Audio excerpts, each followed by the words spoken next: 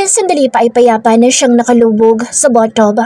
Puno ng bula iyon at hindi gaanong malamig ang tubig kaya perfect para siya ay maglunoy doon. Habang nakapatong naman ang kanyang ulo sa gilid noon, saka siya pumikit. Hinahayaan din niyang bahagyang nakabukas ang pinto ng bathroom. Hindi naman siya nag-aalalang baka may makakita sa kanya dahil nakalak naman ang pinto ng kwarto.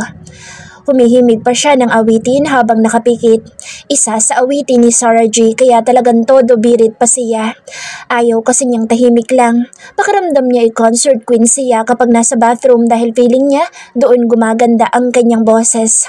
Hindi na niya narinig ang pagkatok ni James sa pinto ng kanyang silida. Nag-aalala kasi si James na baka nagalit sa kanya si Rio dahil sa kapangahasan na naman niya kanina.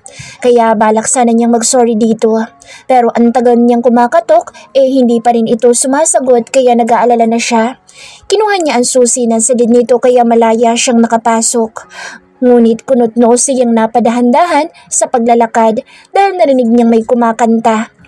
Isang boses ng babae na kinakanta ang isang sikat na kanta ni Sarah Geronimo. Boses yun ng babae Kung hindi ako nagkakamali, boses iyon na ginamit ni Rio nung nagpanggap itong girlfriend ko. Ginagamit din niya pala ang boses na iyon kapag kumakanta. Kunot noong bulong niya sa sarili. Patungo na sana siya sa bathroom kung saan nanggagaling ang boses nang mapansin niya ang mga damit na hinubad ni Rio sa ibabaw ng kama. Nilapitan niya iyon at lalong nag-ilang guhit ang gatlang sa kanyang noo nang makita ang panty na nasa ibabaw noon, lalo na ang isang tila malapad na garter na katabi noon. Bigla ang kabang bumundol sa kanyang dibdib. May kung anong tila sinisigaw ang kanyang isipan ngunit parang hindi kayang tanggapin ng kanyang sistema. Dahan-dahan siya lumapit sa nakaawang na pinto ng bathroom. Nakita nga niya doon si Rio habang nakapikit at malakas na kumakanta. Nakaangat ang dalawang bilugan, maputi at makinis nitong hita kaya hindi iyon na ikukubli ng bula sa bathtub. Tanging ang katawan at maselang bahagi lamang nito ang kanyang hindi nakikita. Kumilos ito kaya naman mabilis siyang lumayo at tuluyang lumabas sa pintuan ng silid nito. Nasa kanyang puso at isipan ng pagkalito sa nakita. Hindi man siya nakasisiguro pero malakas ang kanyang kutob na tama ang kanyang hinala dito. Nagtungo siya sa kanyang silid na tila lumulutang ang isipan. Parang sining nag-flashback sa kanya ang lahat ng mga kilos ni Rio na hindi niya noon napapansin na never pang nagawa ng isang tunay na lalaki. Doon lang din niya napag-isip-isip na mukhang ang babae ito. Walang Adam's apple, napakakinis, maganda, sexy at kadalasan ay sa babae ang mga galaw nito. Ang mga pagtili nito, ang kakulitan nito at maging ang ngiti nito ay nagpapatunay na babae ito, lalo na magpanggap itong babae. Bakit sobrang napakatanga naman yata niya? Sobrang nabulagan na siya o talagang mahina na siyang kumilatis ng tao? Ang labi nitong sa tuwing hahalikan niya ay maihahalin tulad sa kalambutan ng labi ng isang babae. Ang palad nito na napakalambot at maliliit at biglang may naalala siya, yung sa farm. Hindi kaya totoo ang lahat ng iyon at hindi isang panaginip lang? Bulalas niya sa sarili. Sumunod niyang naisip ang nakitang dugo sa kobre kama na pilit nitong inaagaw sa kanya nang makuha niya iyon dito. Alam kaya ni Brent ang totoo? Kung alam niya, ibig sabihin parehas lamang nila akong niloloko. Tim ang bagang nawika niya sa sarili. Nag-isip siya kung papaano niya mapapatunayan ang lahat. Kailangang mapatunayan muna niya na tama ang kanyang hinala. Taman-tama naman pumasok ang isang kasambahay na lalaki sa kanyang silid. Inutusan niya itong ihanda ang kanyang bathroom dahil maliligo siya. Matapos yun ay inutusan niya itong tawagin si Rio. Siguro na may tapos na ito sa paliligo dahil ilang minuto na rin naman na ang nakalilipas. Nagtungo siya sa kanyang bathroom at matapos maghubad ay lumusong na siya sa kanyang bathtub. Kinakabahan siya sa maaari niyang matuklasan. Parang hindi niya kayang tanggapin na niloloko din siya ni Rio, kasabwat pa nito si Brent at ang kanyang assistant na pinsan nito. Ewan lang niya, baka hindi niya mapatawad ang mga ito kapag tama siya ng kanyang sapantaha. Maya-maya ay narinig na niya ang pagbukas at pagsara ng kanyang pintuan sa silida. Hinayaan din niyang nakabukas ang kanyang bathroom para makapasok ito. Rio, come here. Andito ako sa bathroom. Sigaw niya. Si Rihanna naman ay nag-aalangang pumasok sa bathroom nito. Unang beses lamang siya nitong tinawag na nasa bathroom ito. Kaya lang iniisip niyang baka may nais ito na hindi makuha dahil nga naliligo ito. Kaya nagpa siyang pumasok na lamang sa loob. Ibinaling na lang ni Rihanna ang kanyang paningin sa kabilang panig dahil nakita niyang nakahubad ito. Hindi din masyadong nakalubog sa bathtub kaya medyo malaswa talaga. Psst! Kom! Narinig niyang tawag nito sa kanya. Nakahinga siya ng maluwag nang sa paglingon niya dito ay nakitang nakalubog na ito sa bathtub kaya lumapit na siya dito. Ngunit napakunot noo siya ng tila. Inaabot nito sa kanya ang pang-scrub sa katawan nito. Senyorito, nais po ninyong kuskusin ko ang likod niyo?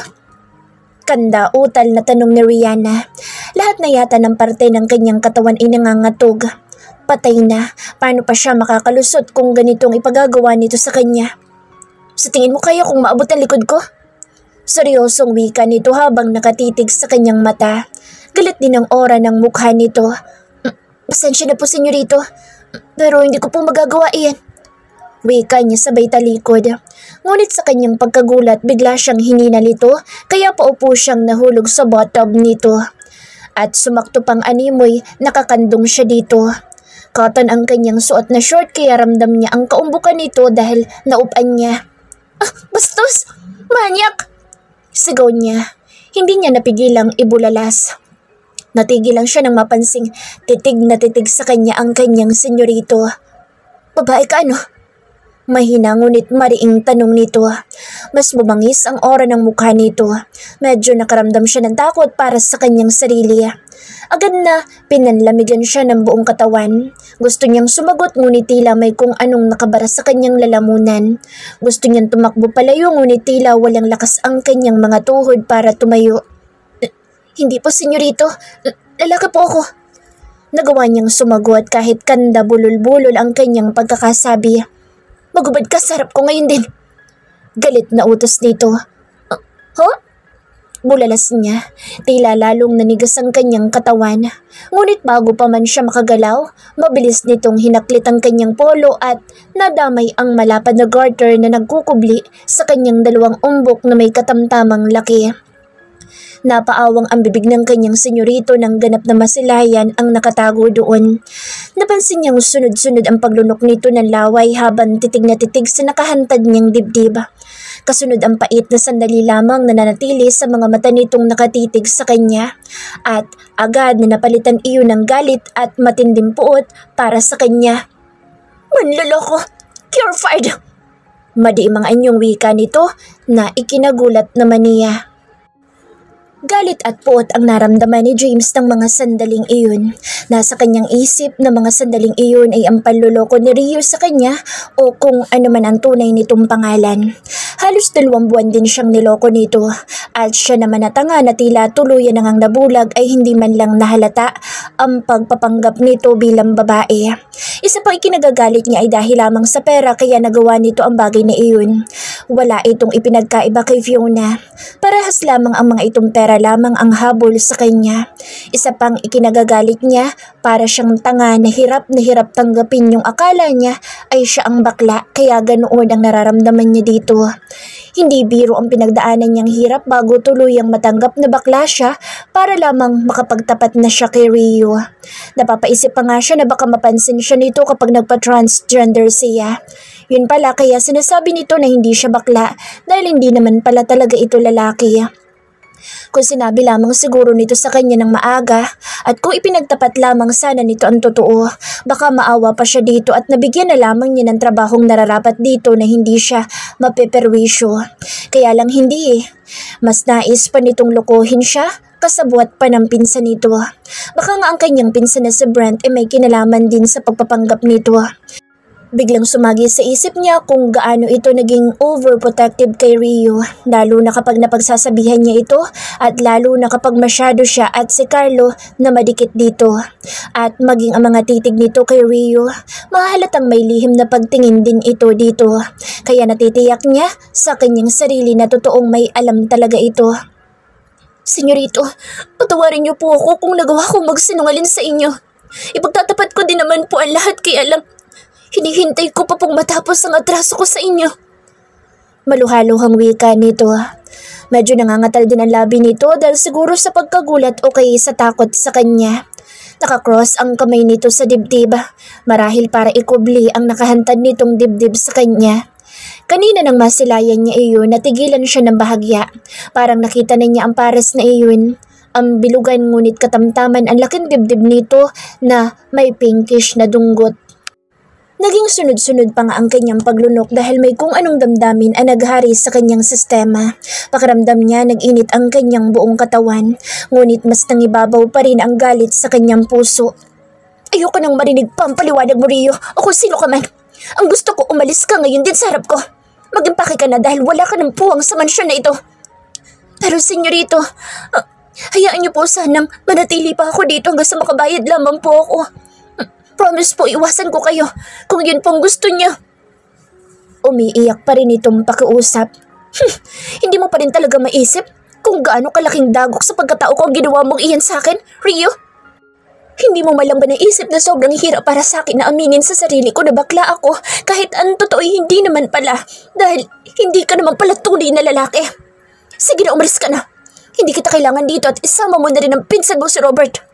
Magsama kayong dalawa, mga manloloko. Galit na singhal niya dito. Agad itong humawak sa kanyang braso. Tila nawala sa sariling wisyo dahil iniyaan nitong nakalantad ang dibdib nitong kanina lamang iniikukubli pa nito sa braso. May kakaiba na namang nararamdaman si James. Magkasama pa rin sila sa kanyang bathtub at parehas silang nakalubog doon. Hindi naman mainit ang tubig o kaya malamig kaya imposibleng mainitan siya. Nagawa ko lang naman po ang bagay na iyon dahil sa pagnanais na mabayaran ng hospital bill ni Tatay Senyorito. At pati na lupa namin na inaangkin sa amin ni Apo Igo. Alis po ako kung yun ang nais nyo pero sana po bago ako umalis mapatawad nyo ako. At sana po huwag nyo na lamang pong idamay si Robert dahil ako lang po talagang may kasalanan na lahat. Naawa lamang po talaga siya sa akin kaya nagawa din niya akong pagtakpan. Umiiyak na wika nito. May kasalanan din siya, Rio. Parehas kayo kaya nararapat lamang na palayasin kita dito para huwag ka nang pamaresan pa. Mariing wika niya pero hindi niya maiwasan ang gumaralgal ang boses, lalo pa at napakalapit na Rio sa kanya. Hawak-hawak pa nito ang kamay niya kaya ramdam niya ang init ng palad nito sa braso niya. Tuluyan na itong umiyak ng malakas. Animoy basang sisiw na bahagyan lumayo sa kanya. May bahagi sa kanyang puso ang nagsasabing lapitan ito at aluin pero mas nangingibabaw sa kanya ang galit. Kahit sino naman siguro ang lumagay sa kanyang sitwasyon ngayon, magagalit din ang husto. Mas worst pa nga, baka nasaktan pa ito. Pero sa kanyang kalagayan, hindi niya magagawa yun kay Rio. Sa katunayan, tinitimbang pa niya ang kanyang damdamin. Ngayong nabatid niya na babae ito, bumalik ang takot sa kanyang puso. Lalo pa at katulad ni Fiona, pera ang naging dahilan nito para lokohin siya. Hindi na rin niya matiyak sa kanyang puso kung tunay nga bang umiibig siya dito. Ang hirap mag-isip pero mas makabubuting umalis na lamang ito sa mansyon para matahimik na muli ang kanyang buhay. Tumigil ka na sa pag-iyak mo. Wala na rin magagawa yan. Lumabas ka na ng room ko. Tatapusin ko lamang ang paliligo ko at hintayin mo ako para maipahatid kita sa driver ko pauwi sa inyo. Hindi naman ako ganoon kasama para hiyaan ka na lamang. At saka, alam kong wala kang pambayad sa balance mo sa akin. Huwag mo na isipin iyon. Pero ang nais ko lamang ay mawala ka na sa paningin ko. Galit na pahayag niya. Tumayo naman ito pero patuloy ito sa pag-iyak at saka naglakad na palabas ng kanyang bathroom. Nasundan na lamang niya ito ng tingin. Naiiling siya. May parte sa kanya na parang nais niyang pigilan ito pero mas nangingibabaw ang galit niya. Rio, wait! Tawag niya. Lumingon ito sa kanya. Naghihintay ng kanyang sasabihin. Magsabi ka sa akin ng totoo. May namagitan ba sa atin noong gabi? Nang nagsalo-salo sa farm? Seryosong tanong niya. Napansin niya ang bahagyang pagkagulat nito at tila pagtakas ng dugo sa mukha nito. Doon pa lang niya natiyak na totoo nga ang kanyang hinala na hindi lamang panaginip ang lahat. Oh, wala po, senyorito. Parehas lamang po tayo noon tulog at hindi ko po talaga alam ang nangyari, senyorito. Akala ko lang po talaga Kandautal na wika nito ngunit biglang natakpan ng sariling bibig ng kamay nang ma-realize nito na ito mismo ang nagkanulo sa sarili nito. Sabi ko na nga ba? Siguro balak mo pa akong pagkutin, no? Siguro balak mo magpabuntis sa akin para nga naman ikaw ang mapangasawa ko. At kapag mabuntis kita, siya magiging tagapagmana ng lahat ng ari-arian ko. Magaling. Magaling, Rio. Pero sorry ka na lang, wala akong balak na panagutan ka kung sakali man na mabuntis kita. Wala akong balak na magpakasal sa kahit na sinong babae dahil lahat naman kayo, pera lamang ang habol niyo sa akin. Okay, ganito na lang. Kung mabuntis ka man, ibigay mo sa akin ng bata para mapalaki ko na maayos at hindi ka pamaresan. Ayoko lumaki siya sa isang katulad mo. Gold digger na nga, manloloko pa. Painsultong pahayag niya dito. Nakita niya itong napasabunod sa sariling buhok at saka mabilis na lumapit sa kanya. Hindi niya napaghandaan ang sumunod nitong ginawa. Isang mag-asawang sampal ang pinakawalan nito sa kanyang magkabilang pisngi. Halos mabingi siya dahil sa malakas nitong pagkakasampal. Isang sampal para sa lahat ng first ko na nawala dahil sa iyo. Kasama na ang pagkawala ng virginity ko na para lang sana iyon sa magiging future husband ko. At isang sampal para sa mga sama ng loob at pangiinsultong natamo ko sa iyo. Hayaan mo, kapag nagkapera ako, babayaran ko lahat ng mga naging atraso ko sa iyo. At kung sakali man na mabuntis ako, hindi ko gugustuhin panagutan mo ako. At hindi ko ibibigay sa iyo magiging anak ko. Kaya ko siyang palakihin ng marangal kahit mahirap lang kami. Hindi namin kailangan ng kayamanan mo. Masyadong mataas ang tingin mo sa sarili mo. Naloko ka lang minsan, ngunit ang tingin mo na sa lahat ng babae katulad ng ex mo. Magsama kayong dalawa. Aalis ako ngayon din sa pamamahay mo dahil kahit siguro anong explain ko sa'yo, hindi ka na makikinig dahil sarado na yung isipan mo. Wala na akong pakialam sa isipin mo. Maraming salamat na lang sa mga naitulong mo pero ipinapangako ko, babayaran ko lahat ng yun. Puno ng hinanakit na mahabang pahayag nito, sabay talikod at naglakad ng muli. Ramdam niya ang sakit sa bawat salitang binitawan nito pero parang wala lang iyon sa kanya. Basta ang nasa kanyang isipan ay ang panluloko nito. Ang galit dito dahil sa inakala niyang nababaklaan na siya. Hindi biro ang kanyang pinagdaanan bago matanggap ang lahat tapos ganito lang pala. Ikaw pa talaga may ganang magalit at maghinanakit sa akin? Ikaw itong may kasalanan ng lahat dahil manluloko ka. Galit na wika niya, saka tumayo mula sa bathtub. Wala na siyang pakialam kung nakikita nito ang kanyang kahubdan. Hinihimas lamang niya ang pisnging pakiramdam niya ay nangapal dahil sa malakas na pagkakasampal nito. Okay, inaamin ko na niloko kita dahil sa pagpapanggap ko. Pero ang lait-laitan pagkatao at maliitin ako, hindi ko mapapalampas yun. Akala pa naman na lahat mabuti kang tao. Maunawain lalo na sa mga katulad namin may hirap pero ibang-iba nakikita ko kaysa sa mga naririnig ko. Patawad po ha. Balang araw mababayaran din kita, senyorito. Kahit pa isanla ko ang kaluluwa ko sa may impyerno, gagawin ko, babayaran lamang kita. Mariim pahayag nito. Patuloy na umaagos ang luha pero halatang palaban ito. Kahit umiiyak ito, hindi gumagaralgal ang boses.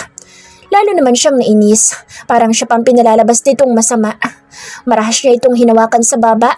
Diniinan iyon at isinandal ito sa pader. At ako pang pinalalabas mong may kasalanan at masama ngayon? Nanlilisik ang matang wika niya dito at halos magkadikit na ang mukha nila sa lapit. Patuloy naman sa pagbalong ang luha nito mula sa mga mata. Hanggang sa mapatingin siya sa labi nitong tila nakanguso ngunit nakaawang dahil sa mariin niyang pagkakahawak sa baba nito na dahil maliit lamang ang mukha nito ay nasasakop ang magkabila nitong pisngi. Unti-unting nawala ang galit niya sa mga mata at agad na napalitan iyon ng paglamlam ng mata niya habang nakatitig sa labi nito at tila nawala siya sa kanyang sarili. Para kasing nangaakit ang mamula-mulang labi nito na halikan niya. Parang magic. Hindi niya ma-explain ang nangyari pero natagpuan na lamang niya ang sarili na hinahalikan ng marahan ang labi ni Rio. Habang ito'y nakapikit at tila ninanamnam ang tamis ng halik na ipinapalasap niya dito. Punong-puno ng hinanakit sa kanyang dibdib si Rihanna para sa kanyang senyorito.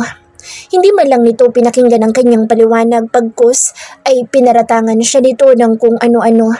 Iniisip nito na masama siyang babae, na mukhang pera siya, na kaya siya pipikutin niya ito.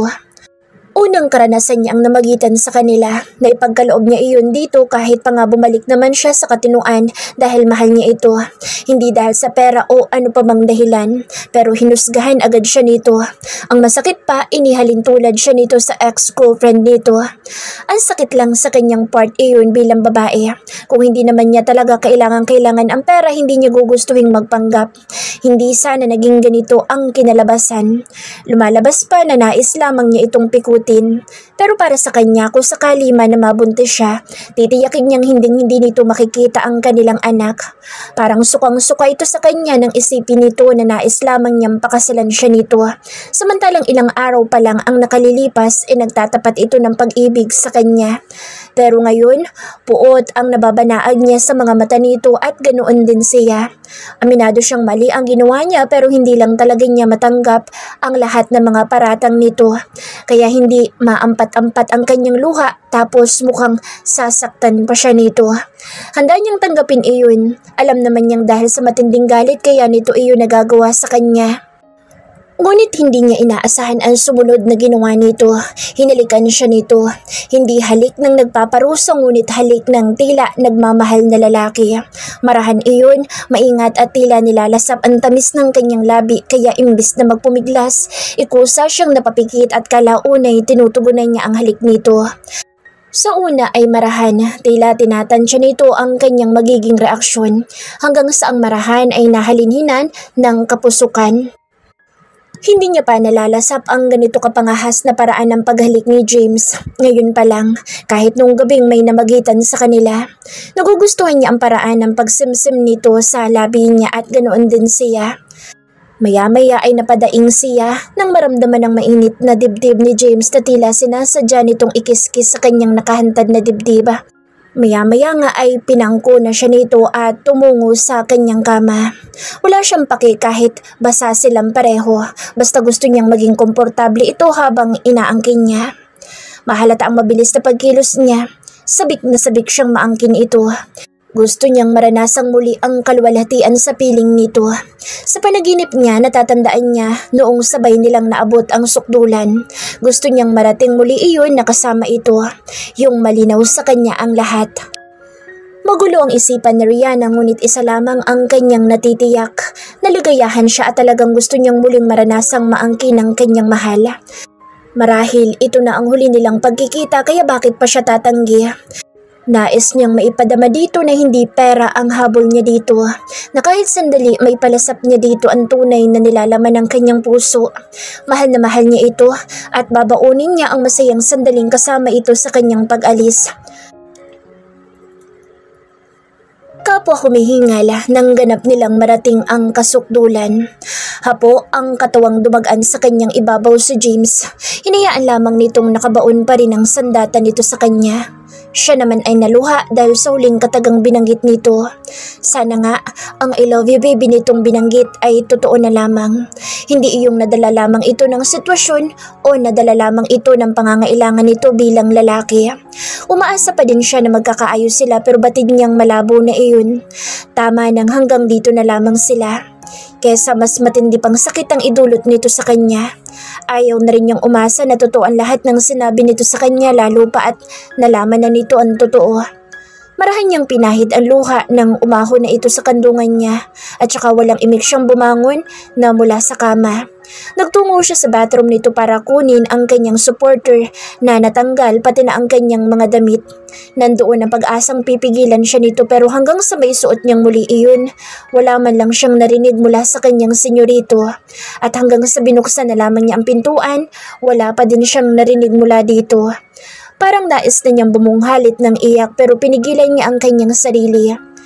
Nilingon niya ito, nakaupo na ito mula sa kama at nakatitig lamang sa kanya. Senyor, wika niya na hindi na nito pinatapos. Bayad ka na. Wika nito, mahina pero parang bombang sumabog iyon sa kanyang tenga. Senyorito? Patanong na tawag niya dito. Parang nais pa niyang matiyak kung tama nga ba ang kanyang narinig. Ang sabi ko, bayad ka na sa atraso mo. Kaya pwede ka nang umalis. At please lang, wag ka nang babalik pa. Mariing wika nito. Sa narinig kusang umagos ang kanyang masaganang luha. Bigla ding nanginig ang kanyang buong katawan at maging ang kanyang tuhod ay tila nawala ng lakas. Kaya mahigpit siyang napakapit sa seradura ng pinto nito. Sa palagay niya kapag bumitaw siya doon anumang oras babagsak siya. Ngunit ilang sandali lang siyang nanatili doon.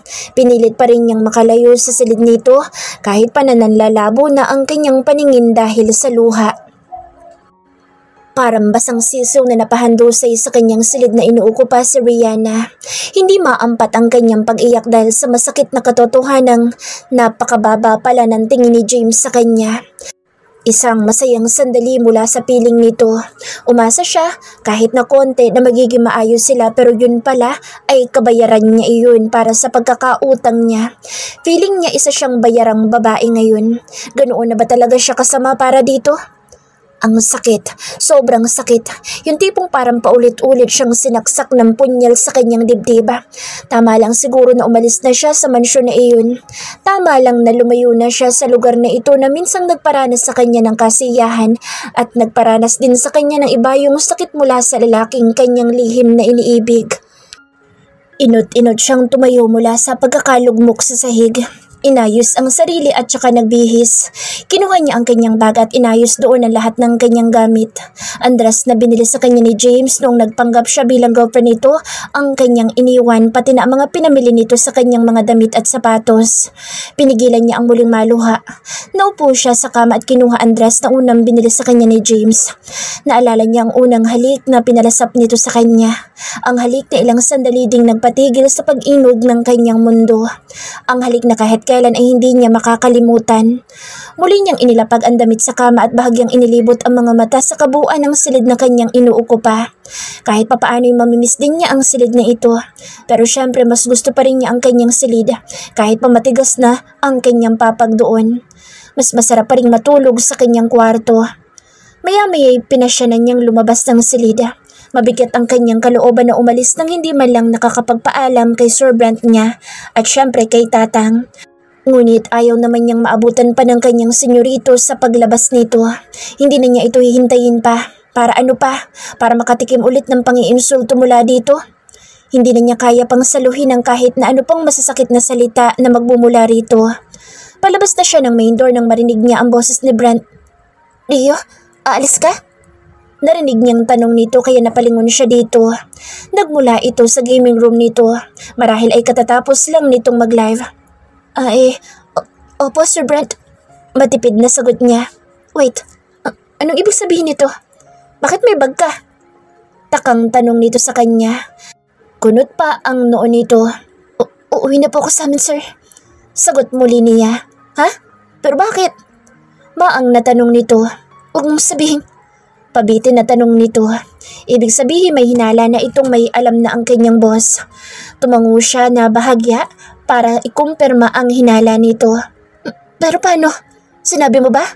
Nagalit ba siya kaya kaalis ngayon? Sunod-sunod na tanong nito. Hindi po Sir Brent. Okay na po kami na senyorito. Nag-usap na po kami at may pinagkasunduan kaya alis na po ako ngayon din dito sa mansyon. Sagot niya dito na nakangiti pero mas matatawag na pilit ng ngiti iyon. Sigurado ka bang ayos ka lang? Bakit parang umiyak ka? Tanong muli nito. Naiyak lang po ako ng konti kasi syempre hindi naman po siguro may iwasan na senyorito na hindi makapagsalita ng ilang hindi ka nais-nais laban sa akin. Iloko ko po siya at normal lang pong makaramdam siya ng galit pero naunawaan ko naman po siya. At saka po gaya ng sinabi ko, may napagkasundaan na po kami. Paliwanag niya dito. Kahit pa ano ang mangyari, nais pa rin niyang maging okay ang kanyang senyorito. Baka kasi magpang-abot na talaga ang dalawa kapag itong si Brent naman ang nakaalam ng ginawa sa kanya ni James. Paano yan? Buo na ba ang pasya mo? Uwi ka na ba talaga sa inyo? Paano yung tatay mo pati na ang lupa niyo? Tanong muli nito sa kanya. Bahala na po Sir Brent, may awa naman po ang Diyos. Alam ko pong hindi niya kami pababayaan. Nakangiti niyang sagot dito. Sige kung iyan ang pasya mo. Ano, yun na ba lahat ang dala mo? Kung wala ka nang kukuhanin pa, tayo na't ihatid na kita sa inyo. Wika nito sabay kuha sa bag na hawak niya at ito na ang nagdala noon. Naku kahit hindi na po sir, kaya ako na po umuwi mag-isa. Tanggi niya. No, basta gusto kong ihatid ka. Huwag na matigas ang ulo Rihanna. Sige na, tayo na. Aya nito. Na ibanahan siya sa pagtawag nito sa kanyang tunay na pangalan pero natuwa din siyang naalala pa pala nito ang pangalang binanggit niya dito. Okay po, mapilit kayo eh. Nakangiti niyang sagot dito. Sinong uuwi? Tanong na pamilyar na boses sa kanya at ganoon na lamang ang kanyang pagkagalak at halos magliwanag ang kanyang muka nang ganap na masilayan nito. Tatang! Nagagalak na tawag niya dito. Sabay takbo ng mabilis palapit dito. Hindi pa nagkasya, yumaka pa siya ng mahigpit sa matanda. Kahit papaano ay mamimiss din niya ang pakikipagkwentuhan dito habang nagtatrabaho sila sa garden. Bakit? May narinig yata akong uuwi iya. Uuwi ka ba? Tanong nito. Opo, tatang. Siguro po ito na ang huli natin pagkikita dito sa mansyon. Aalis na po kasi ako ng tuluyan. Saan po ba eksaktong address mo, tatang, para pwede ko po kayong madalaw kahit sa bahay niyo na lang? Nakangiti pero nangingilid na ang luha sa kanyang mga mata. Aba, bakit naman? Pinaalis ka ba ni James? Tanong nito. Nalaman na po kasi niya, tatang. Nagalit po siya sa akin pero normal lang naman po na magalit siya pero medyo nasaktan lang po ako sa mga binitawan niyang salita. Pero wag po kayo mag-alala, okay na po ako. Magalang na sagot nito. Kunot noon namang nagpalipat-lipat ang tingin sa kanila ni Brent.